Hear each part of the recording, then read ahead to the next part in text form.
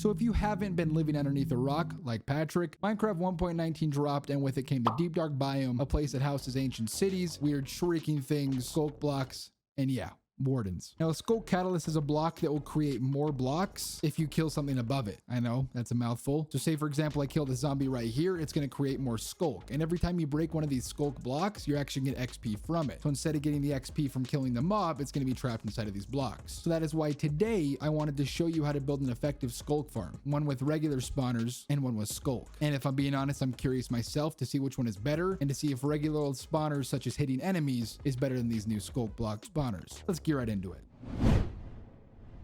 So for the first time, I'll go ahead and travel down to a spider spawner. Spider spawners obviously won't work just because they're only one block wide. We're just going to act like this is a zombie one. So let's get right to it. So what I'm going to do now is on every side of the spawner, I'm going to go out 4 blocks. So 4 blocks this way, 4 blocks this way, 4 blocks this way, and then 4 blocks this way. Now what I'm going to do is mine in a 10 by 10 pattern all around these little pathways I made.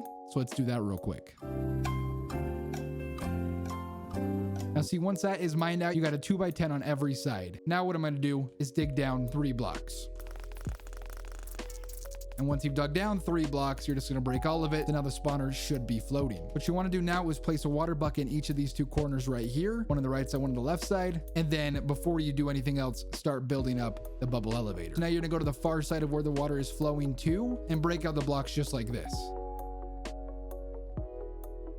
Now what you want to do is break this bottom middle block and put a cobblestone wall. And then above it, you're going to put 2 signs just like this. Now what you're going to want to do is place a soul sand block right here above the cobblestone wall on the far end of this little tunnel thing. And then you want to go up with kelp 27 blocks. So obviously dig up first 27 blocks, go down, place your kelp, go back down, break, and make the bubble elevator. And then that should be good. Now that you're up here though, you're going to want to go over 3 blocks from where you just sprang up from the bubble elevator. So 1, 2, 3, just like this. Place a sign for the water. Once water is placed, I'm going to say go down about 25 blocks. Once you're there, you can build your little platform thing like I did here. I just wanted to make it look good, so I used deep slate, and then I put a stone slab on each of these and had a little area to where I could kill mobs. That is obviously for the traditional spawner, but if you want to use the sculk spawner, instead of going down 25 blocks, go down about 35 blocks. And once you get to about 35 blocks, I did the same thing down here below. I mined out 4 blocks on each side and then up 4 blocks. So now I have a whole room full of nothing except this one little sculk block. I placed one below the ground level. So if this is ground right here, you'll break and place 1 sculk block down below it, just so the mobs fall directly onto that. And so now what I want to see is the regular spawner versus the sculk spawner. Once you come into here, place your stone slab on top of the spawner, and then break out every block where the water ends in the actual spawn room. Take out all your torches, box it all up, and then for this test experiment, we're going to do 12 zombies.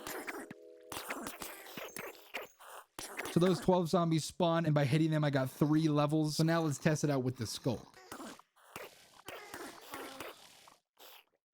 And see, when using the sculk, instead of 3 levels, I actually got 7 levels. And something more interesting enough about the sculk is you can obviously replace any layer you want with dirt and just infinitely keep getting more sculk blocks. But in the end, if you're just sitting there constantly waiting for them to spawn and it's producing more and more sculk blocks, sometimes the sculk will get corrupted and go inside of the spawner itself. Sometimes it'll go other places, and sometimes it just won't spawn. It really just depends on how they fall. But if you're in it to wait, if you care about those extra 4 levels and you're okay with replacing the blocks to get more sculk blocks when the zombies die on them, that's all good. If you want to do it the traditional way, just kill zombies by hand, that's also good too. I'll probably try to start including more sculk in my builds just because I think it's pretty cool and I like the extra 4 levels, but it's obviously all up to personal preference. Anyway, so guys, hopefully you guys did enjoy this video. If you want to see more tutorials like this, leave in the comments down below, and of course any other content you want to see, also leave in the comments below. New channel, still don't know what to do exactly, so just let me know. I love you guys. Thank you guys so much for watching this video, and I'll see you guys in the next one.